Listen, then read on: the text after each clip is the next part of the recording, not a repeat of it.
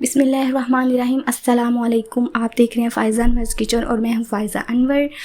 تو آج ہم بہت زبردست سی ریسیپی بنا رہے ہیں چکن ویجیز پلاؤ. بہت زبردستی ریسیپی ہے, بہت آسان ہے. اگر آپ میرے میتھڈ سے بنائیں گے تو اور بھی آسان ہو جائے گی. سب سے پہلے ہم نے آدھا کپ دہی لینا ہے, اس میں بریانی مسالہ ڈال کے اچھے سے اس کو پھینٹ کر رکھ دینا ایک سائڈ پہ.